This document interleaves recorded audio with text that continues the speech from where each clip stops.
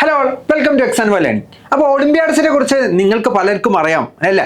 നമുക്ക് മാത്സ് ഒളിമ്പ്യാഡ്സ് ഉണ്ട്, സയൻസ് ഒളിമ്പ്യാഡ്സ് ഉണ്ട്, അതിൻ്റെ എല്ലാം ഇന്റർനാഷണൽ ഒളിമ്പ്യാഡ്സ് ഉണ്ട്. അപ്പോൾ നമ്മൾ ഇന്ത്യയിലെ സയൻസ് ഒളിമ്പ്യാഡിന്റെ ഫസ്റ്റ് സ്റ്റേജ് ആണ് നാഷണൽ സ്റ്റാൻഡേർഡ് എക്സാമിനേഷൻ. അതിനെക്കുറിച്ചുള്ള വീഡിയോ ഓൾറെഡി നമ്മൾ ചാനലിൽ മുമ്പ് ചെയ്തിട്ടുണ്ട്. ഒരു ടു വീക്സിന്റെ മുന്നേ ഒക്കെ ആയിട്ട് നമ്മൾ ചെയ്തിട്ടുണ്ട്. അതിൻ്റെ എലിജിബിലിറ്റി എങ്ങനെയാണ്, എത്ര എക്സാംസ് വരുന്നുണ്ട്, അതിൻ്റെ ഫസ്റ്റ് സ്റ്റേജസ് എങ്ങനെയാണ് അപ്ലൈ ചെയ്യാൻ പറ്റുക, എന്നാണ് സ്റ്റാർട്ട് ചെയ്യുന്നത്, അതിൻ്റെ ഡീറ്റെയിൽ ആയിട്ടുള്ള കാര്യങ്ങളൊക്കെ നമ്മൾ പറഞ്ഞിട്ട് മുന്നേ ഒരു വീഡിയോ ചെയ്തിട്ടുണ്ടായിരുന്നു. അതെല്ലാം നിങ്ങൾ കണ്ടിട്ടുണ്ടാവും വിശ്വസിക്കുന്നു. അപ്പം നാഷണൽ സ്റ്റാൻഡേർഡ് എക്സാമിനേഷന്റെ നമുക്ക് അപ്ലൈ ചെയ്യാനുള്ള ഡേറ്റ് വന്നിട്ടുണ്ട് August 21. ഇന്ന് മുതലാണ് നമ്മളെ ഈ ഒരു ആപ്ലിക്കേഷൻ സ്റ്റാർട്ട് ചെയ്തിട്ടുള്ളത്.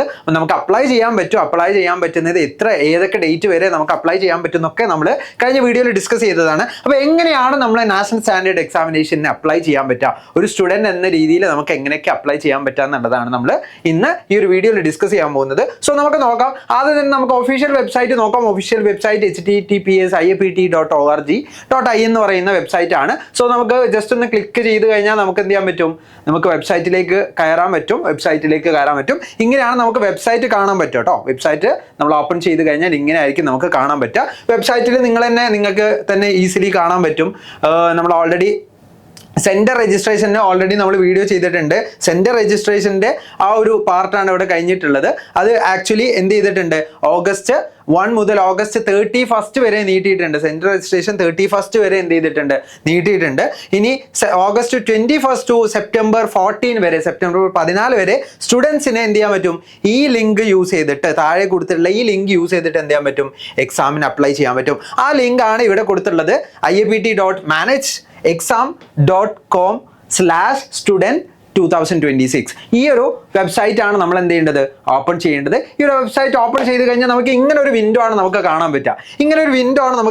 ഇതിൽ സ്റ്റുഡൻറ് എൻറോൾ എന്ന് പറയുന്നത്, നമ്മൾ ഫസ്റ്റ് എൻറോൾമെന്റ് ആണെങ്കിൽ അത് കൊടുക്കണം. അതുപോലെ തന്നെ നമ്മൾ ഓൾറെഡി എൻറോൾഡ് ആണെങ്കിൽ നമുക്ക് സ്റ്റുഡൻറ് ലോഗിൻ വെച്ചിട്ട് നമുക്ക് ലോഗിൻ ചെയ്യാൻ പറ്റും. അപ്പോൾ അത് എങ്ങനെയാണ് ചെയ്യാൻ പറ്റുക എന്നുള്ളതാണ് നമ്മൾ എന്ത് ചെയ്യുന്നത്, നമ്മൾ ഡിസ്കസ് ചെയ്യാൻ പോകുന്നത്. സോ നമുക്ക് നോക്കാം എങ്ങനെയാണ് നമുക്ക് അപ്ലൈ ചെയ്യാൻ പറ്റും. നമ്മൾ ഓൾറെഡി പറഞ്ഞു, ഈ ഒരു കാര്യങ്ങളൊക്കെ നമ്മൾ എന്ത് ചെയ്തു, ഓൾറെഡി പറഞ്ഞു ഇങ്ങനെയാണ് വെബ്സൈറ്റ് കാണാൻ പറ്റും. വെബ്സൈറ്റിനകത്ത് കയറി കഴിഞ്ഞാൽ ഇങ്ങനെയൊക്കെയാണ് കാണാൻ പറ്റുക എന്നുള്ളത് നമ്മൾ പറഞ്ഞു.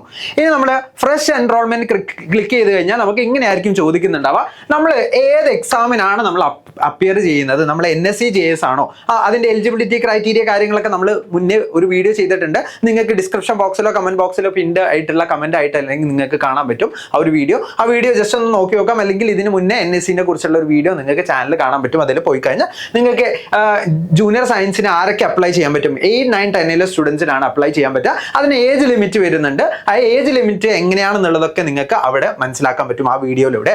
ആൻഡ് ഓൾസോ നിങ്ങൾക്ക് ഇവിടെ തന്നെ കാണാൻ പറ്റും, അതായത് those who are studying in the classes 10, 9, 8 and born or on between 1 January 2012 and 31st December 2013. ഇതിന് ഈ ഒരു ഡേറ്റ്സിലോ അല്ലെങ്കിൽ ഇതിന്റെ ഇൻ ബിറ്റ്വീനോ ജനിച്ചവരായിരിക്കണം.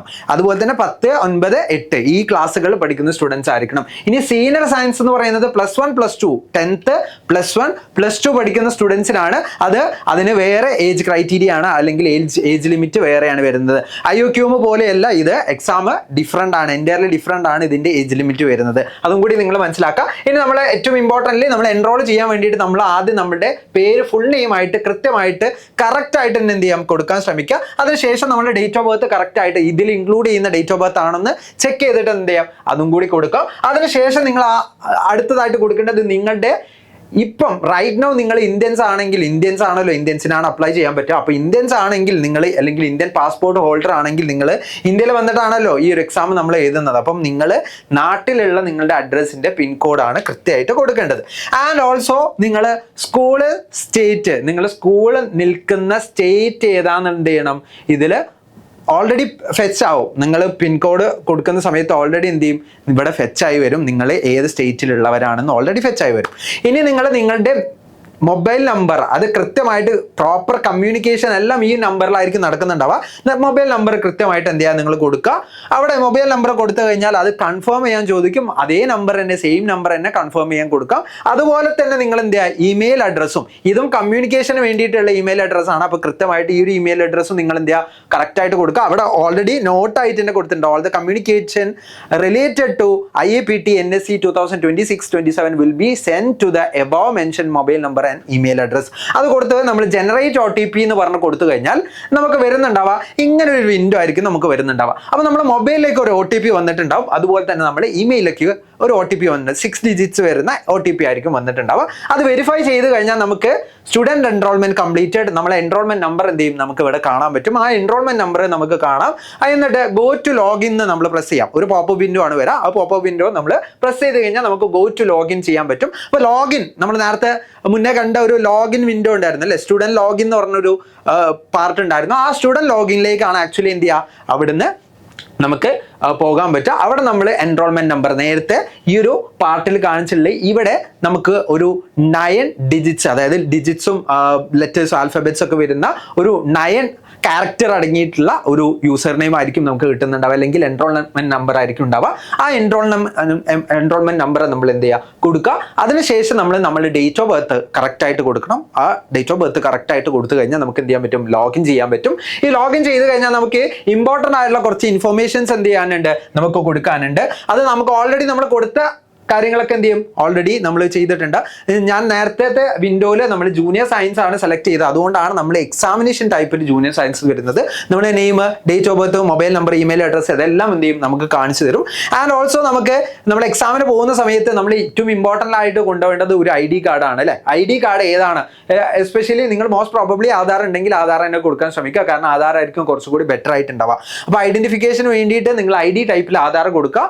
ആധാർ അല്ലാതെ വേറെ പല കാര്യങ്ങളും അവിടെ എന്ത് ചെയ്തിട്ടുണ്ട് കൊടുത്തിട്ടുണ്ട്. ഏത് ഓപ്ഷൻ ആണോ നിങ്ങൾ സെലക്ട് ചെയ്യുന്നത് അതിനനുസരിച്ച് നിങ്ങൾ എന്ത് ചെയ്യണം, എക്സാമിനേഷൻ സെന്ററിലേക്ക് പോകുന്ന സമയത്ത് നിങ്ങൾ കൊണ്ടുപോകണം.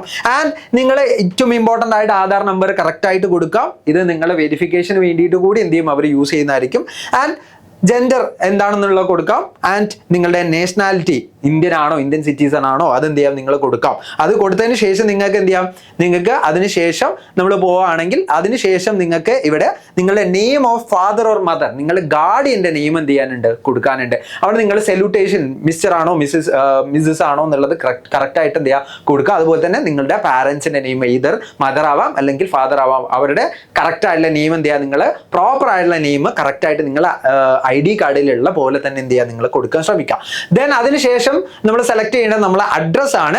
അഡ്രസ്സ് സെലക്ട് ചെയ്യണം. അഡ്രസ്സ് സെലക്ട് ചെയ്യുന്ന പാർട്ടാണ് പിന്നീട് വരുന്നത്. അപ്പൊ അഡ്രസ്സ് സെലക്ട് ചെയ്യുന്ന സമയത്ത് നമ്മൾ ഏറ്റവും ഇമ്പോർട്ടൻ്റ് ആയിട്ട് മനസ്സിലാക്കേണ്ടത് അഡ്രസ്സ് സെലക്ട് ചെയ്യണം. അഡ്രസ്സ് സെലക്ട് ചെയ്യുന്നതിന് മുമ്പ് നമുക്ക് എന്ത് ചെയ്യണം, നമുക്ക് നമ്മുടെ സ്കൂൾ സെലക്ട് ചെയ്യാനുള്ള ഒരു പാർട്ടുണ്ട്. നമ്മുടെ സ്കൂൾ സെലക്ട് ചെയ്യാനുള്ള ഒരു പാർട്ടുണ്ട്.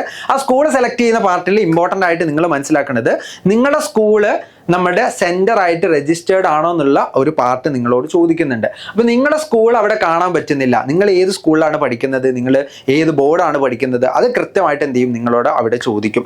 അപ്പോൾ അവിടെ നിങ്ങൾ എന്ത് ചെയ്യണം, കൃത്യമായിട്ട് നിങ്ങൾ ഏത് ബോർഡാണ്, നിങ്ങൾ ഏത് സ്റ്റാൻഡേർഡിലാണ് പഠിക്കുന്നത്, അത് കൃത്യമായിട്ട് എന്ത് ചെയ്യും അവിടെ കൊടുക്കാം.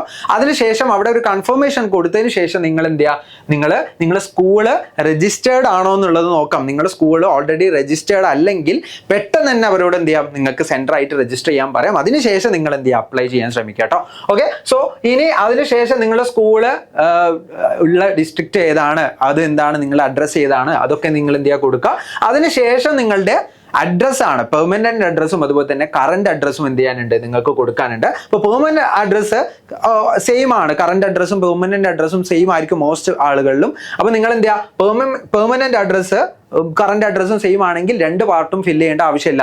ഒന്ന് ഫില്ല് ചെയ്തിട്ട് ജസ്റ്റ് ഇവിടെ ടിക്ക് മാർക്ക് ഉണ്ട്, അത് ക്ലിക്ക് ചെയ്ത് കഴിഞ്ഞാൽ നിങ്ങൾക്ക് എന്ത് ചെയ്യാൻ പറ്റും, നിങ്ങൾക്ക് ഓൾറെഡി ഇവിടെ ഓട്ടോമാറ്റിക്കലി ഫെച്ച് ആയി വരും. ഓക്കെ, ഇനി അതിനുശേഷം നിങ്ങൾ ആൾട്ടർനേറ്റീവ് മൊബൈൽ നമ്പറും ആൾട്ടർനേറ്റീവ് ഇമെയിൽ ഐഡിയും നിങ്ങൾക്ക് ഇൻ കേസ് എന്തെങ്കിലും പാസ്വേഡോ കാര്യങ്ങളൊക്കെ ഫോർഗോട്ട് ചെയ്യാൻ ചാൻസ് ഉണ്ടെങ്കിൽ നിങ്ങൾ ഒരു ആൾട്ടർനേറ്റ് ഇമെയിൽ നമ്പറും അതുപോലെ തന്നെ ആൾട്ടർനേറ്റ് മൊബൈൽ നമ്പറും എന്ത് ചെയ്യുക നിങ്ങൾ കൊടുക്കുക. ഇമെയിൽ ഐഡിയും മൊബൈൽ നമ്പറും നിങ്ങൾ എന്ത് ചെയ്യുക കൊടുക്കാൻ ശ്രമിക്കുക. ഈ ഒരു പാർട്ടിൽ ഇമ്പോർട്ടൻ്റ് ആയിട്ട് നിങ്ങളുടെ സ്കൂള് രജിസ്റ്റേർഡ് ആണോ, നിങ്ങൾ JNVയിലാണോ അല്ലെങ്കിൽ നിങ്ങൾ നമ്മുടെ കേന്ദ്ര വിദ്യാലയയിലാണോ, അതൊക്കെ എന്ത് ചെയ്യാം നിങ്ങൾ കൃത്യമായിട്ട് എന്ത് ചെയ്യാം അവിടെ കൃത്യമായിട്ട് KVയിലാണോ JNVയിലാണോ എന്നൊക്കെ കൃത്യമായിട്ട് അവിടെ കൊടുക്കുക. അല്ലെങ്കിൽ അതർ സ്കൂളാണെങ്കിൽ നിങ്ങൾ എന്ത് ചെയ്യുക, സ്റ്റേറ്റ് ബോർഡിലുള്ള കുട്ടികളാണെങ്കിലും CBSE ബോർഡാണെങ്കിൽ നിങ്ങളുടെ സ്കൂൾ അവിടെ രജിസ്റ്റേർഡ് അല്ലെങ്കിൽ നിങ്ങൾ അതും കൂടി എന്ത് ചെയ്യാനുണ്ട് അവിടെ ടിക്ക് ചെയ്യാനുണ്ട്. ഓക്കെ, സോ അതും കൂടി നിങ്ങൾ മനസ്സിലാക്കണം. ഓക്കെ, സോ നമ്മൾ എന്ത് ചെയ്യാം, ഇനി അടുത്തതായിട്ട് നമ്മൾ പോകാൻ പോകുന്നത് അത് ആ ഒരു പാർട്ട് നമ്മൾ കംപ്ലീറ്റ് ആയി. ആ ഒരു പാർട്ട് കംപ്ലീറ്റ് ആയി കഴിഞ്ഞാൽ നമ്മൾ ഏറ്റവും ഇമ്പോർട്ടൻ്റ് ആയിട്ട് നമ്മൾ മനസ്സിലാക്കേണ്ടത് ഇതെല്ലാം കഴിഞ്ഞു. നമ്മൾ ഇനി വേണ്ടത് നമുക്ക് ഏത് സബ്ജക്റ്റ് ആണ് അല്ലെങ്കിൽ ഏത് ലാംഗ്വേജിലാണ് നമുക്ക് ക്വസ്റ്റ്യൻ പേപ്പർ വേണ്ടത്. മോസ്റ്റ് പ്രോബബിളി എല്ലാവരും ഇംഗ്ലീഷ് ആയിരിക്കും സെലക്ട് ചെയ്യുക. അപ്പോൾ ഇംഗ്ലീഷ് ഉണ്ട്, ഹിന്ദി ഉണ്ട്, അതേഴ്സ് ഉണ്ട്. അപ്പോൾ ഇംഗ്ലീഷ് തന്നെ സെലക്ട് ചെയ്യാൻ ശ്രമിക്കുക. ഇംഗ്ലീഷിലായിരിക്കും മോസ്റ്റ് പ്രോബബിളി ആളുകളും എക്സാം എഴുതുന്നുണ്ടാവുക. അതെന്ത് ചെയ്യാൻ നിങ്ങൾ കൊടുക്കുക. അപ്പോൾ ഇവിടെ എൻറോൾമെൻറ്റ് ഫീ 300 rupees എന്ന് കൊടുക്കുന്നുണ്ട്. അത് എല്ലാ പേജിലും നിങ്ങൾക്ക് കാണാൻ പറ്റും. ഇത് നിങ്ങൾക്ക് ഓൾറെഡി നിങ്ങൾക്ക് ഈ ഒരു പേയ്മെന്റ് വരുന്നുണ്ട് എന്നുള്ളത് അറിയിക്കാൻ വേണ്ടിയിട്ടാണ് എല്ലാ പേജിലും കാണിക്കുന്നത് കേട്ടോ. അപ്പം ഇത് പ്രൊസീഡ് ടു പ്രിവ്യൂ എന്ന് പറഞ്ഞു കഴിഞ്ഞാൽ നമുക്ക് പ്രിവ്യൂ കാണിക്കും, നമ്മൾ കൊടുത്തിട്ടുള്ള ഡീറ്റെയിൽസ് ഒക്കെ കാണിക്കും. അപ്പോൾ നമ്മളെ പേഴ്സണൽ ഇൻഫോർമേഷൻ ഉണ്ടാവും, name, date of birth, mobile number, അതുപോലെ തന്നെ നമ്മുടെ ഇമെയിൽ അഡ്രസ്സ് ഉണ്ട്. ഇമെയിൽ അഡ്രസ്സ് കഴിഞ്ഞതിന് ശേഷം നമുക്ക് ഇവിടെ പോവുകയാണെങ്കിൽ ഏതാണ്, അതായത് എക്സാമിനേഷൻ നമ്മൾ കൊടുത്തിട്ടുള്ളത് ഏതാണ്, അതുപോലെ തന്നെ ആധാർ നമ്പർ ഏതാണ് നമ്മൾ കൊടുത്തിട്ടുള്ളത്, ജെൻഡർ, അതുപോലെ തന്നെ നമ്മുടെ നാഷണാലിറ്റി, നമ്മുടെ നെയിം ഓഫ് ഫാദർ, സ്കൂൾ ഇൻഫോർമേഷൻസിലേക്ക് നമ്മൾ പോകുന്ന സമയത്ത് സ്കൂൾ ഇൻഫോർമേഷനിലേക്ക് പോകുന്ന സമയത്ത് സ്കൂൾ ഇൻഫോർമേഷൻ ഏതാണ് നമ്മൾ കൊടുത്തിട്ടുള്ളത്, അതേഴ്സ് ആണ് കൊടുത്തിട്ടുള്ളത്. കാരണം ഞാൻ ഇല്ലാത്തൊരു സ്കൂൾ, അല്ലെങ്കിൽ ഞാൻ KVയിലോ JNVയിലോ ഒന്നും പഠിക്കുന്ന സ്റ്റുഡൻ്റ് അല്ല, മോസ്റ്റ് പ്രോബബ്ലി ആളുകൾ അങ്ങനെ ആയിരിക്കും ഉണ്ടാവുക. അപ്പോൾ നിങ്ങൾ എന്ത് ചെയ്യുക, അതേഴ്സ് കൊടുക്കാം. അതേഴ്സിന് ശേഷം KVയിലോ അല്ലെങ്കിൽ JNVയിലോ ആണെങ്കിൽ നിങ്ങൾ അത് കൊടുക്കുക കേട്ടോ. ഓക്കെ, സോ അതിനുശേഷം നിങ്ങൾ എന്ത് ചെയ്യുക, KVയോ JNVയോ ആണെങ്കിൽ നിങ്ങൾക്ക് സ്കൂളിൽ തന്നെ സെൻറ്റേഴ്സ് ഉണ്ടാവും. അല്ലാത്തവർക്ക് സ്കൂളിൽ സെൻറ്റേഴ്സ് മോസ്റ്റ് പ്രോബബ്ലി ഉണ്ടാവില്ല, സെൻറ്റർ രജിസ്ട്രേഷൻ നടന്നിട്ടില്ലെങ്കിൽ. അതുകൊണ്ടാണ് ഞാൻ അങ്ങനെ കൊടുത്തിട്ടുള്ളത്. ഓക്കെ, അതിനുശേഷം ഞാൻ 9th ആണ് ക്ലാസ് മാർക്ക് ചെയ്തിട്ടുള്ളത്. ഞാൻ ബോർഡ് ICSE ആണ്. ഏത് ബോർഡാണെങ്കിൽ നിങ്ങൾക്ക് എന്ത് ചെയ്യാം, അവിടെ ബോർഡ് കൊടുക്കാം. നമ്മൾ മീഡിയം ഇംഗ്ലീഷാണ്, നമ്മൾ ഈ ഒരു എക്സാമിൻ്റെ മീഡിയം കൊടുത്തിട്ടുള്ളത് ഇംഗ്ലീഷാണ്. സ്കൂളും സ്റ്റേറ്റും നമ്മൾ കേരള, കോഴിക്കോട്, അതുപോലെ തന്നെ സ്കൂളിൻ്റെ നെയിം സെൻട്രൽ സ്കൂൾ എന്നൊക്കെ. ഞാൻ ഇത് ജസ്റ്റ് ഒരു ഇതിന് വേണ്ടിയിട്ട് അപ്ലൈ ചെയ്യാൻ വേണ്ടിയിട്ട് എങ്ങനെയാണ് കാണിച്ചു തരാൻ വേണ്ടിയിട്ട് മാത്രം ചെയ്തതാണ് കേട്ടോ. ഓക്കെ, സോ അതിനുശേഷം നിങ്ങൾക്ക് എന്ത് ചെയ്യാൻ പറ്റും, നിങ്ങൾ സ്കൂൾ സിറ്റി ഏതാണ്, അതുപോലെ തന്നെ സ്കൂൾ അഡ്രസ്സ് ഏതാണ്, ആൻഡ് പിൻകോഡ് ഏതാണെന്നൊക്കെ എന്ത് ചെയ്യാൻ പറ്റും, നിങ്ങൾക്ക് കാണാൻ പറ്റും. അപ്പോൾ സ്കൂൾ ഇൻഫോർമേഷൻ ആ ഒരു പാർട്ട് എന്ത് ചെയ്യുക, നിങ്ങൾ കറക്റ്റായിട്ട് ഫില്ല് ചെയ്യാൻ ശ്രമിക്കുക. അതിനുശേഷം നമ്മൾ പെർമനൻറ്റ് അഡ്രസ്സ് എന്ത് ചെയ്യുക, നമ്മൾ പെർമനൻറ്റ് അഡ്രസ്സും കറണ്ട് അഡ്രസ്സും ഒക്കെ എന്ത് ചെയ്യാം, നമുക്ക് അവിടെ കാണാൻ പറ്റും. ഇതെല്ലാം നമ്മൾ എന്ത് ചെയ്യണം, വെരിഫൈ ചെയ്യണം. എല്ലാം കൃത്യമായിട്ടാണോ കൊടുത്തുള്ളത് അല്ലെങ്കിൽ കറക്റ്റായിട്ടാണോ കൊടുത്തുള്ളത് എന്ത് ചെയ്യുക, നിങ്ങൾ ശ്രദ്ധിക്കുക. അതിനുശേഷം നിങ്ങൾ എന്ത് ചെയ്യുക, save and go two exam centre preference selection. അതായത് നമ്മളുടെ സ്കൂള് സെൻറ്റർ അല്ല, അപ്പോൾ നമുക്ക് എന്ത് ചെയ്യണം, വേറെ ആൾട്ടർനേറ്റീവ് ആയുള്ള ഒരു സെൻറ്റർ നമുക്ക് ചൂസ് ചെയ്യേണ്ടി വരും. അപ്പോൾ നമ്മൾ എപ്പോഴും മനസ്സിലാക്കേണ്ടത്, നമുക്ക് ഈ ഒരു എക്സാമിന് കുറച്ച് എന്തുണ്ടാവുള്ളൂ, ഒക്യുപ്പൻസി ഉണ്ടാവുള്ളൂ. അപ്പോൾ കുറച്ച് സെൻറ്റേഴ്സാണ് നമ്മൾ ഓരോ ഡിസ്ട്രിക്റ്റിലുള്ളത്. അപ്പോൾ കുറച്ച് സെൻറ്റേഴ്സ് ഉണ്ടാകുന്ന സമയത്ത് ഒക്യുപ്പൻസി കുറവായിരിക്കും. അപ്പോൾ നമുക്ക് പെട്ടെന്ന് തന്നെ നമുക്ക് ചെയ്താൽ മാത്രമേ നമ്മളുടെ ഡിസ്ട്രിക്റ്റിലുള്ള സെൻറ്റർ നമുക്ക് ചൂസ് ചെയ്യാൻ പറ്റുള്ളൂ. അത് മെയിൻലി ഒരു പെർട്ടിക്കുലർ നമ്പർ ഓഫ് സ്റ്റുഡൻസിനെ ഒരു സെൻറ്ററിൽ എന്ത് ചെയ്യാൻ പറ്റുള്ളൂ, എക്സാം എഴുതാൻ പറ്റുള്ളൂ. അപ്പോൾ ഈ ഒരു കാര്യങ്ങൾ നിങ്ങൾ മനസ്സിലാക്കണം. അപ്പോൾ ലാസ്റ്റ് ഡേറ്റിലേക്ക് വെക്കരുത്, അതുകൊണ്ടാണ് ഞാൻ പറഞ്ഞില്ല കേട്ടോ. അപ്പം save and go two exam centre preference എന്ന് പറയുന്ന പാർട്ടിലേക്ക് നമ്മൾ പോയി കഴിഞ്ഞാൽ നമുക്ക് എക്സാം സെൻറ്റർ, നമ്മൾ ഓൾറെഡി നമ്മുടെ സ്കൂളിലെ സെൻറ്റർ അല്ല, സോ നമുക്ക് വേറൊരു സെൻറ്റർ നമുക്ക് ചൂസ് ചെയ്യേണ്ടി വരും. അപ്പോൾ നമ്മൾ എന്ത് ചെയ്യണം, നമുക്ക് ഇവിടെ നമ്മളെ എൻറോൾമെൻറ്റ് നമ്പർ കാണും. അപ്പോൾ നമ്മൾ തൊട്ടടുത്തില്ല അല്ലെങ്കിൽ നമ്മൾ കൊടുത്തിട്ടുള്ള പിൻകോഡ് ഏതാണെന്നുള്ളത് കൊടുത്തു കഴിഞ്ഞാൽ നമുക്ക് ലൊക്കേറ്റ് ചെയ്ത് കഴിഞ്ഞാൽ നമുക്കൊരു നിയർ ടു 45 കിലോമീറ്റർ അല്ലെങ്കിൽ നമുക്ക് റേഡിയസ് ഒക്കെ മാറ്റാം. നമുക്ക് തൊട്ടടുത്തുള്ള സെൻറ്റർ കിട്ടണമെന്നുണ്ടെങ്കിൽ അതിനനുസരിച്ച് നമുക്ക് റേഡിയസിൻ്റെ പാർട്ട് നമുക്ക് എന്ത് ചെയ്യാൻ പറ്റും, സ്വൈപ്പ് ചെയ്തിട്ട് നമുക്ക് എന്ത് ചെയ്യാൻ പറ്റും, അതിനനുസരിച്ച് ചെയ്യാൻ പറ്റും. ഇനി ഞാൻ കൊടുത്തിട്ടുള്ളത് ഇപ്പം കോഴിക്കോട് പൂവങ്ങൽ എന്ന് പറയുന്ന ഹൈലൈറ്റ് ബിസിനസ് പാർക്കിൻ്റെയൊക്കെ ആ ഒരു അഡ്രസ്സാണ് ഞാൻ കൊടുത്തിട്ടുള്ളത്. സോ ആ അഡ്രസ്സ് കൊടുത്ത സമയത്ത് എനിക്ക് ഏകദേശം ഇവിടെ കാണാൻ പറ്റുന്ന ഈ ഒരു പാർട്ടിൽ ഏകദേശം കോഴിക്കോട് ഡിസ്ട്രിക്റ്റിൽ നമുക്ക് 9 to 10 ആ ഒരു റേഞ്ചിലാണ് എന്ത് ചെയ്യുന്നത്, നമുക്ക് സെൻറ്റേഴ്സ് കാണാൻ പറ്റുന്നത്. സോ ഈ ഒരു കോഴിക്കോട് ഡിസ്ട്രിക്റ്റിലുള്ള സെൻറ്റേഴ്സ് ആണ് കേന്ദ്രീയ വിദ്യാലയ കാലിക്കറ്റ്, അതുപോലെ തന്നെ regional science centre, planetarium, then Kendriya Vidyalaya 1 Calicut. വേറെയും ഡിഫറെൻ്റ് ആയിട്ടുള്ള കാര്യങ്ങൾ എന്ത് ചെയ്യുന്നുണ്ട്, കാണിക്കുന്നുണ്ട്.